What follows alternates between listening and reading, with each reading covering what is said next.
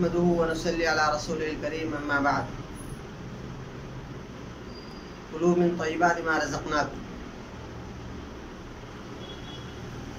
मोहतरम हज़रात, आज शुगर का मर्ज़ यानी ज़ियाबतीस बहुत आम है। इस मर्ज़ के सिलसिले में बहुत से लोग परेशान हैं। तो बात यह है कि ये मर्ज़ जो है वो कोई जरासीमी मर्ज़ नहीं है और ये कोई नस्ली मर्ज़ नहीं है, ना ही ये कोई मर्ज़ जो है वो वबाई मर्ज़ है, बल्कि ये मर्ज़ जो है वो निज़ाम जिस्म के बेइतिदाली की वजह से पैदा होता है। जैसे कि 4 चीज़ें बनती हैं जिस्म के अंदर: दम यानी खून, बलगम, सौदा, सफरा। इनके तनासुब में जो कमी बेशी होती है उसकी वजह से ये मर्ज़ लाहिक होता है। निज़ाम इंहिज़ाम ख़राब हो जाने की वजह से और सही ना होने की वजह से ये मर्ज़ लाहिक होता है। आम तौर पर नाक जो टल जाती है उसकी वजह से ये मर्ज़ लाहिक होता है। नाक 3 तरह से टलती है। एक तो जारी नाफ यानी चलती हुई नाफ, दूसरे गूंगी नाफ, और तीसरी जो है वो रुकी हुई नाफ। यानी नाफ के टलने पर दस्त का बार बार आना, लाभ होना, ये चलती हुई नाफ कहलाती है। आमतौर पर लोगों को पता चल जाता है कि ये नाफ टली हुई है। बहरहाल मेडिकल साइंस आज की इसको मानती नहीं है। दूसरे के रुकी हुई नाफ जो होती है उसमें कब्ज़ पैदा होता है, बिल्कुल इसके बरक्स, यानी 12 दवा खाने के बावजूद भी कब्ज़ दूर नहीं होता है, वो रुकी हुई नाफ से होता है। और एक होता है गूंगी नाफ का टलना।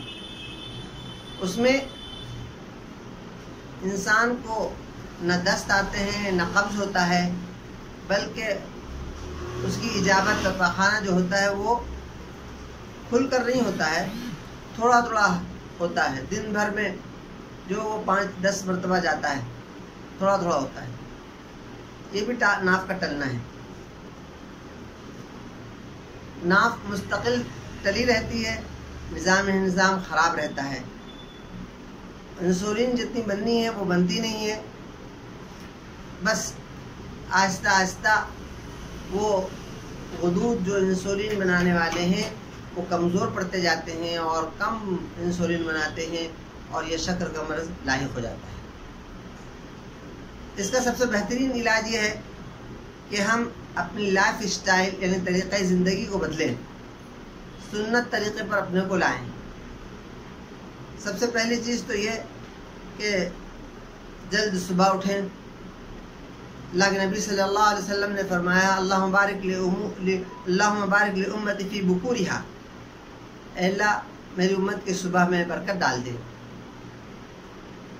तो सुबह उठना, खुसूसन तहज्जुद के वक्त से उठ जाना और उस वक्त से इबादत वग़ैरह में मशगूल होकर ज़िक्र करके नमाज वग़ैरह के बाद अपने काम में मशगूल होना, ये ज़्यादा मुफीद है बनिस्बत इसके कि 10-11 बजे उठकर अपने काम पर जाना। ये 10-11 बजे वाला जो टाइम है, 11-12 बजे वाला जो टाइम है, ये वक्त जो है वो कैलूला का वक्त है। कैलूला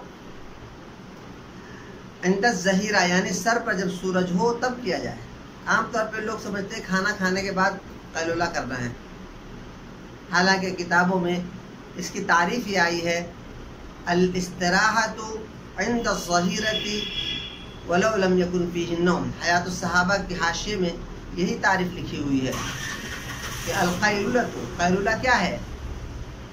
قیلولہ یہ ہے کہ الاستراحۃ عند الظہیرۃ، سر پر جب سورج ہو تب آرام کرنا، ولو لم یکن فیہ النوم، چاہے اس میں نیند نہ آئے۔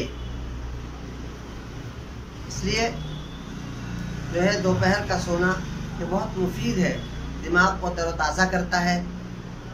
بلڈ پریشر کی شکایت والے بھی اگر اس کا اہتمام کریں تو انشاءاللہ وہ اس بیماری سے نجات پا سکتے ہیں۔ اور اسی طریقے سے شوگر اور ذیابیطس کے مریض جو ہیں اس کا بھی اہتمام کریں۔ جلدی کھانا کھائیں، 10 بجے دوپہر کا کھانا کھا لیں، نہیں تو کم سے کم 11-12 بجے تک کی کھا ہی لیں اور آرام کریں۔ ظہر سے پہلے ظہر کی نماز نیند کے بعد اٹھ کر پڑھیں، اور اسی طریقے سے رات کا کھانا بھی جو ہے وہ جلد کھائیں۔ بہتر ہے کہ مغرب سے پہلے کھا لیں، اگر یہ نہیں ہو سکتا تو مغرب بعد کھا ہی لیں، اس لیے کہ سونے اور رات کے کھانے کے درمیان تقریباً 2.5 گھنٹے کا فرق ہونا چاہیے۔ عام طور پر یہ ہوتا ہے رات دیر تک کے ہم کام میں مشغول رہتے ہیں اور پھر سونے سے پہلے کھانا کھا کے پھر سو جاتے ہیں، جس کی وجہ سے جو ہے ہمارا نظام خراب ہو جاتا ہے، غلط طریقے پر کام کرنے لگتا ہے۔